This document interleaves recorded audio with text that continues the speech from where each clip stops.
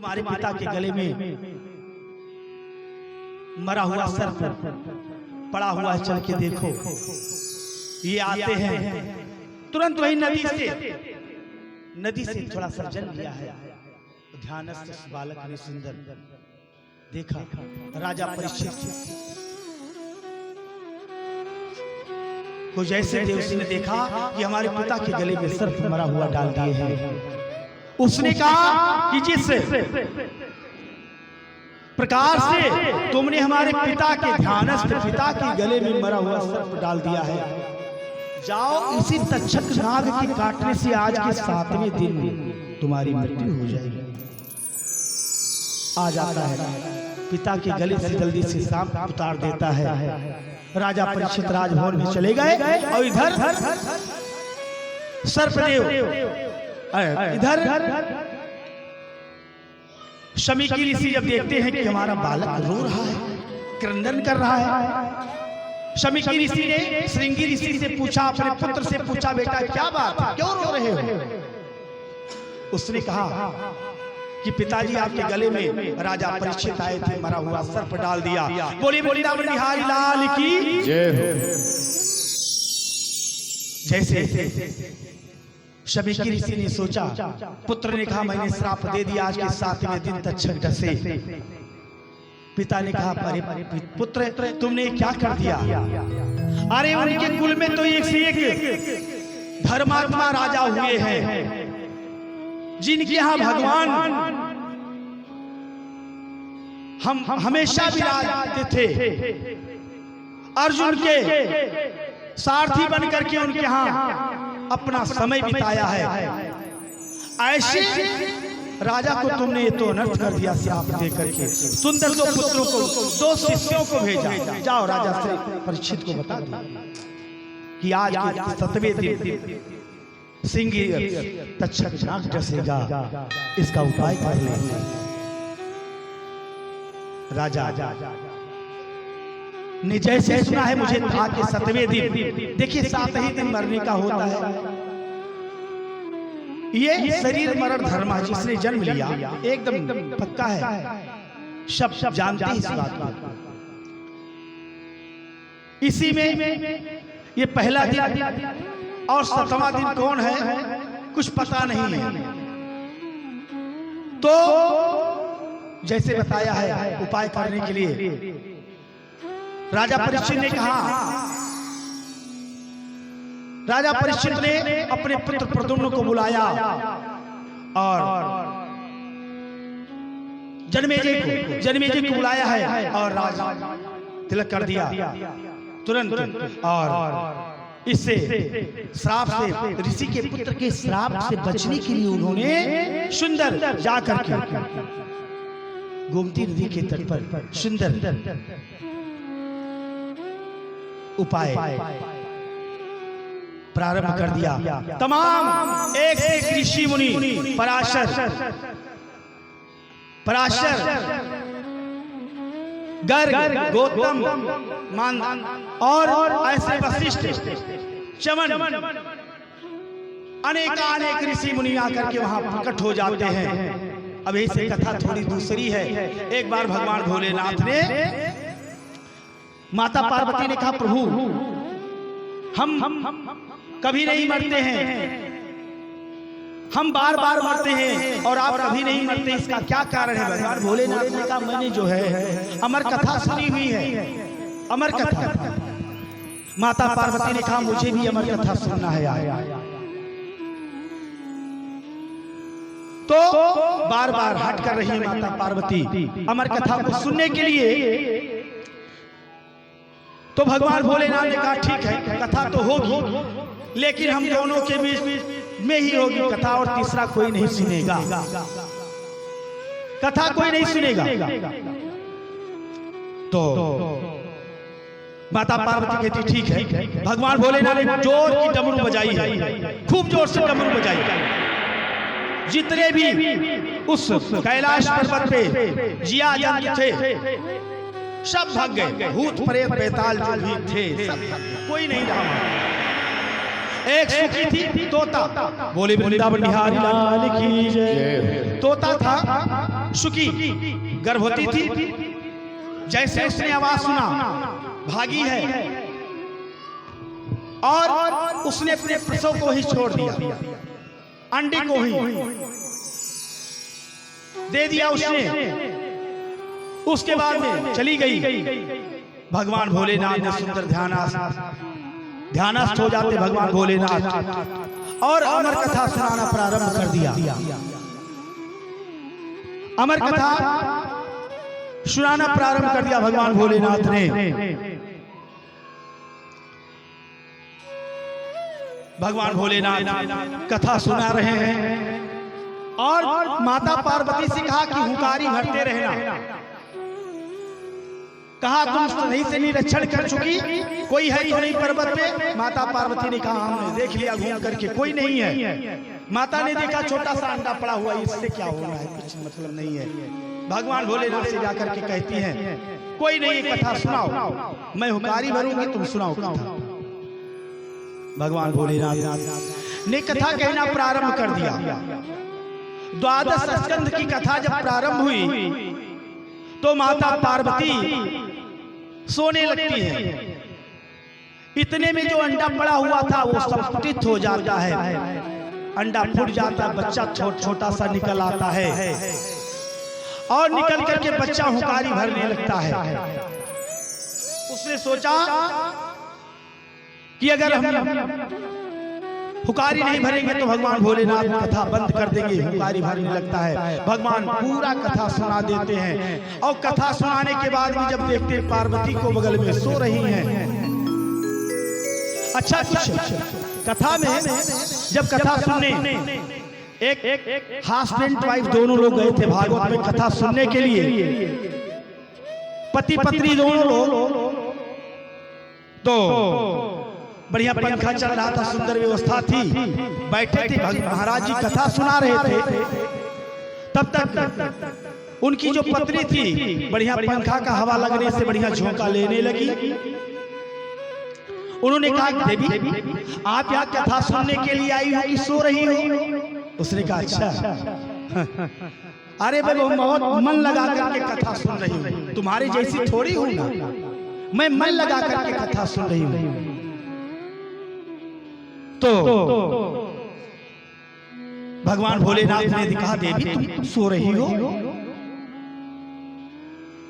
तो ये हुंकारी कौन भर रहा था, कौन बोल रहा था, ये हुंकारी कौन ले रहा था? भगवान भोलेनाथ ने तुरंत इधर उधर देखना शुरू किया तो एक तोते का, वही तोते का बच्चा श्री राधे श्री राधे श्री राधे श्री राधे सुंदर नाम का संकीर्तन कर रहा था। भगवान भोलेनाथ ने कहा अच्छा चोरी, उसके बाद में सीना चोरी भी हमारे ही पर्वत पे और हमारी कथा की तुमने चोरी कर ली, और उसके बाद में तुम कितना बढ़िया सी कटई ऐंठ करके गला ऐंठ करके बढ़िया नाम का जप कर रहे हो। रुको तुमको मैं भी बताता हूँ। भोलेनाथ ने छोड़ दिया त्रिशूल, दौड़े हैं त्रिशूल लेकर के भोलेनाथ दौड़े हैं। आगे आगे तोता जा रहा है, सुंदर भोलेनाथ पीछे जा रहे हैं और ब्रह्मांड में उड़ते उड़ते उड़ते उड़ते उड़ते उड़ते एक जगह पहुंचता है। वो पराशर महाराज के आश्रम में पहुंच गया। उनकी पत्नी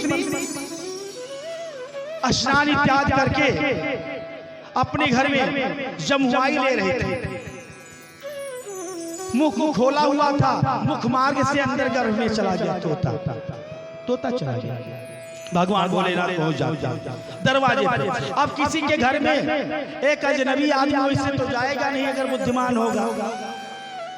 तो भगवान भोलेनाथ ने कहा नहीं किसी के घर में वैसे जाना ठीक है नहीं, चलिए दरवाजे पर खड़े रहते हैं, कभी तो निकलेगा और जब निकलेगा तो देखूंगा इसको। खड़ा हो गए। भगवान भोलेनाथ अपने त्रिशूल को घुमा रहे हैं, त्रिशूल घूम रहा है। भगवान भोलेनाथ त्रिशूल को घुमा रहे हैं। तब तक पराशर महाराज उधर से संध्या ध्यान करते हुए बाहर से आ रहे हैं। देखा भोलेनाथ आज तो मेरा जीवन कृतार्थ हो गया। जन्म जन्म मुनि जतन कराही, अंत राम कही आवत नाही। अनंत अनंत काल लोग ध्यानस्थ रहते हैं, आपका पूजा करते हैं, पाठ करते हैं, फिर भी आपका दर्शन नहीं होता है। हे भोलेनाथ, आज तो मैं धन्य हो गया। भगवान भोलेनाथ ने कहा, मैं तुमको धन्य करने के लिए नहीं आया हूं तुम्हारी बारी। आप पहले हमारे बात को समझिए।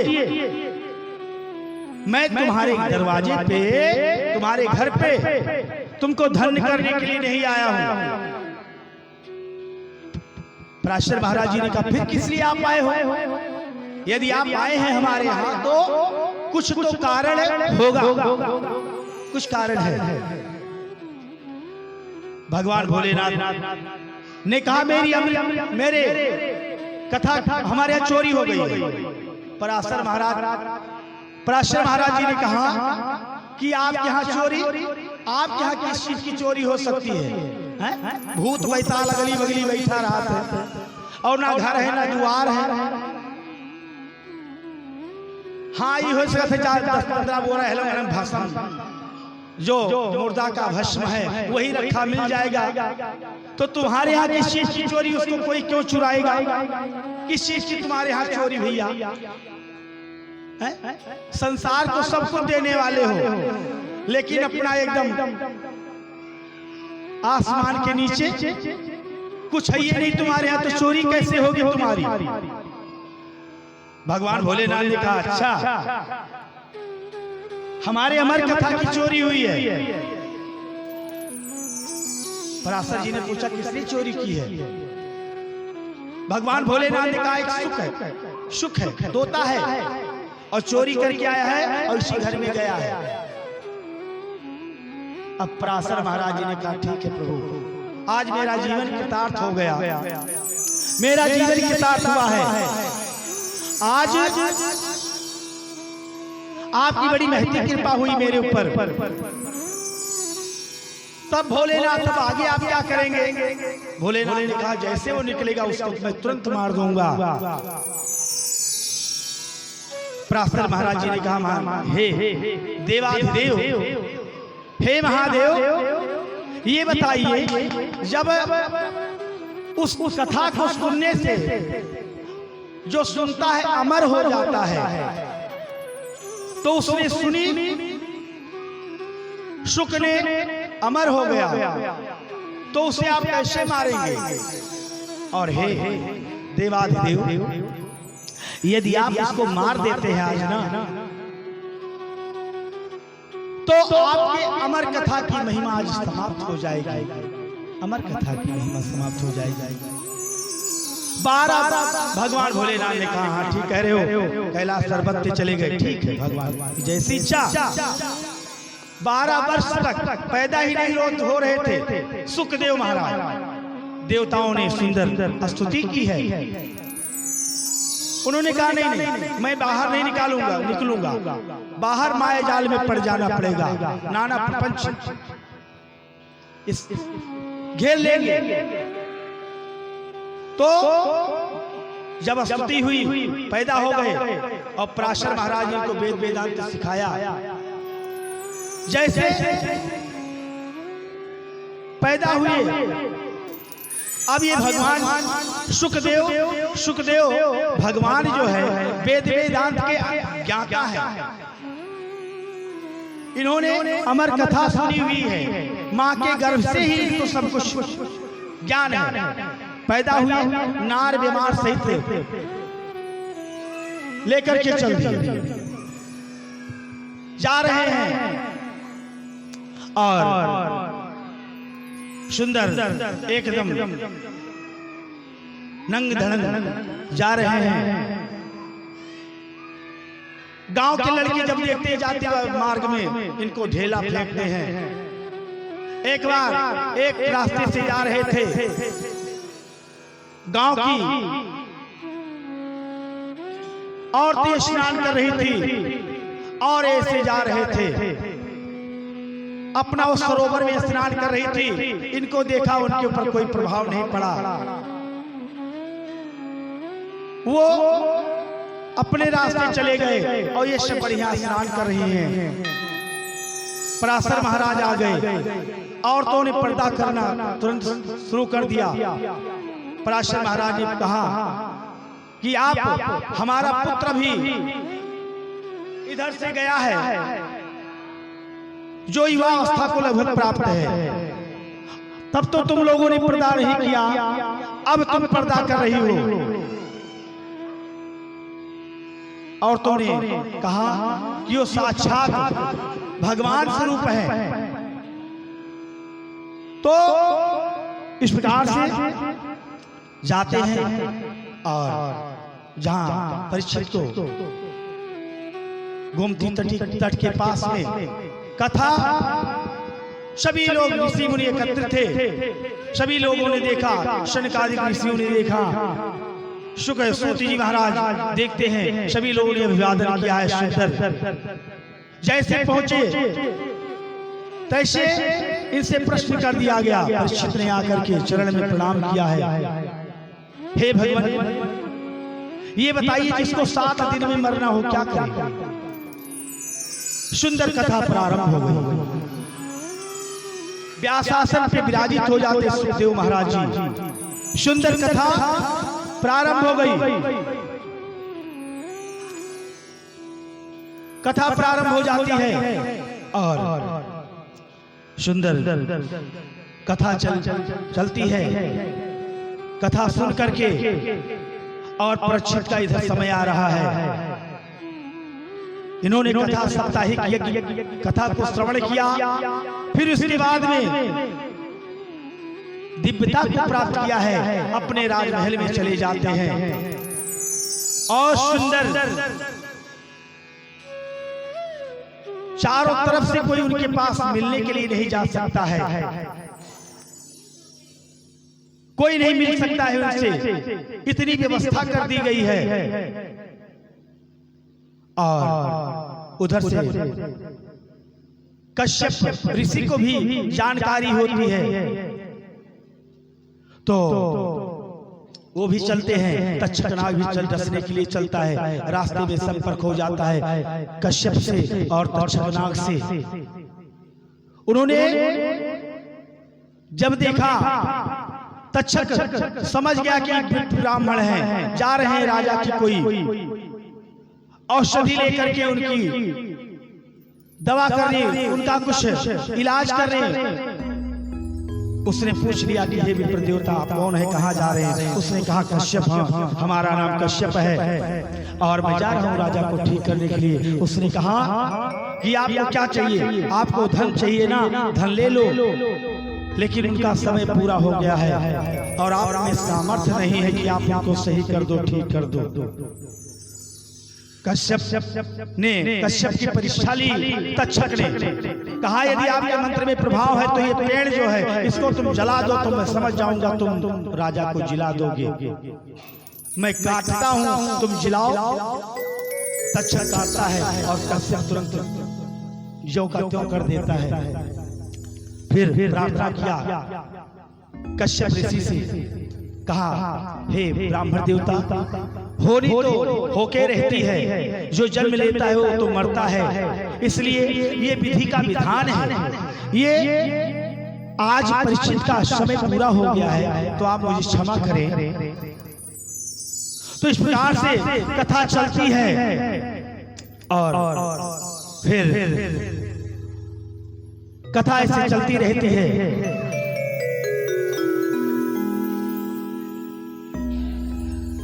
बोले वृंदावन बिहारी लाल की जय हो।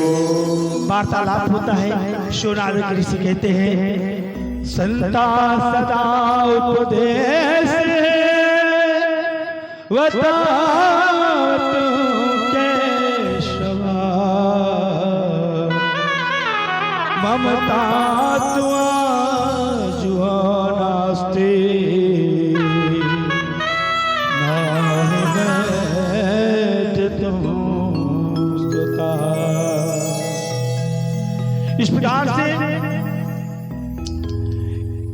इस प्रकार से अब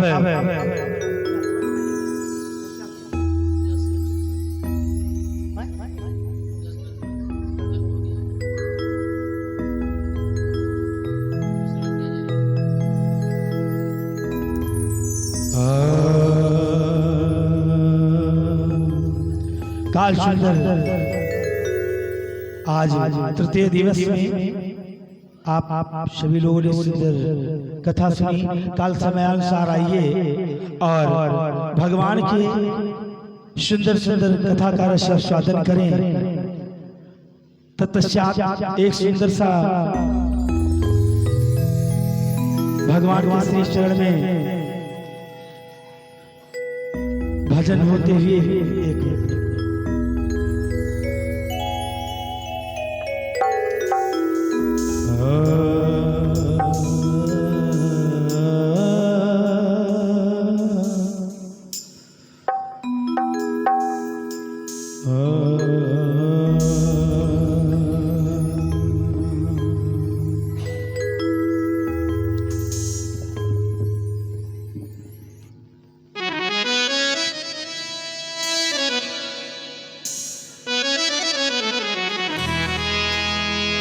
चली जा रहे हैं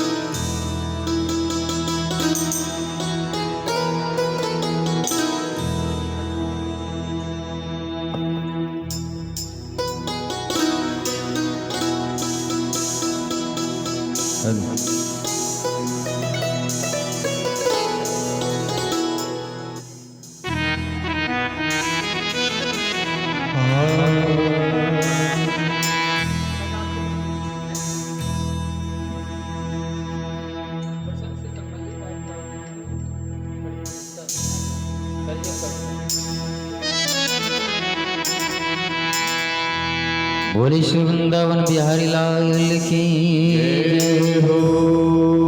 बड़ा सुंदर सा प्रसंग आप सभी लोगों ने आज श्रवण किया।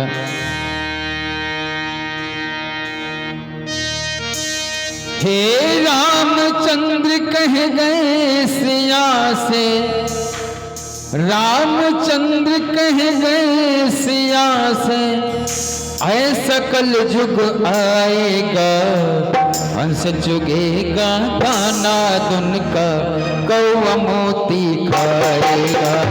रामचंद्र कह गए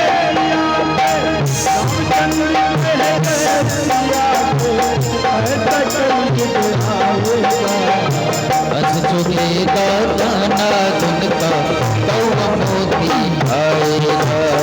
हंस चुगेगा मोती खाएगा। हे रामचंद्र कर गए सिया से,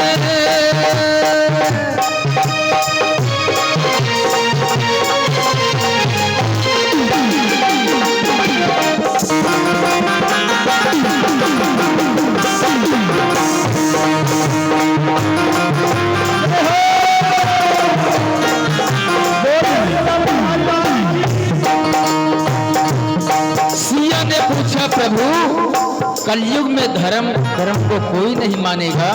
तो प्रभु बोले अरे धर्म भी होगा कर्म भी होगा, धर्म भी होगा कर्म भी होगा,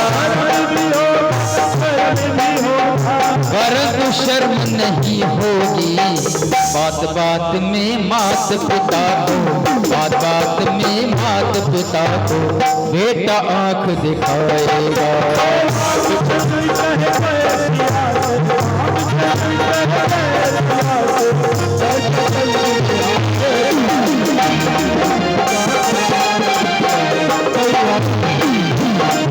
हे रामचंद्र कह गए सिया से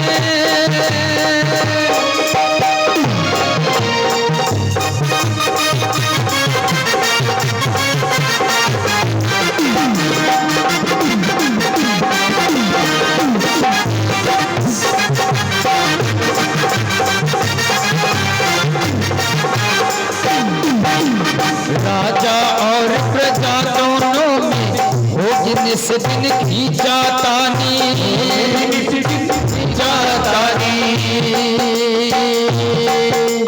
कदम कदम पर करेंगे दोनों अपनी अपनी मनमानी और जिसके हाथ में होगी लाठी जिसके हाथ में होगी लाठी भैंस वही ले जाएगा हंस जुगेगा गाना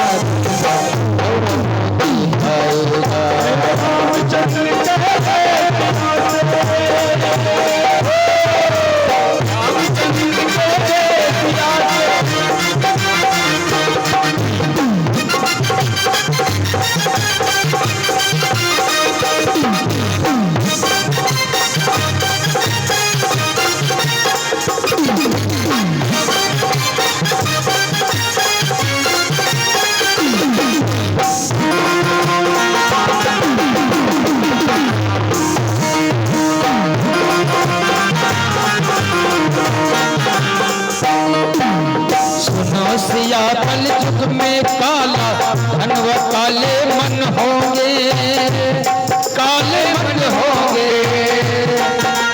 चोर उचके नगर से प्रभु भक्त निर्धन होंगे